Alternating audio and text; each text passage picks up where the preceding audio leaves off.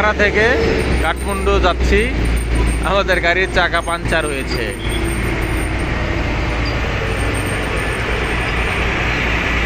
ওই যে আমাদের ট্যুরিস্ট গাড়ি, আবার এই সামনের এই বড় ট্রাক এটা নষ্ট, পিছনে এসে আমাদের চাকা পাঞ্চার, এনে মৃদু যানজট আছে। পুলিশও এসে গেছে, এখন যত তাড়াতাড়ি সম্ভব চাকাটা রিপ্লেস হবে, দেন আমরা রওনা দিব।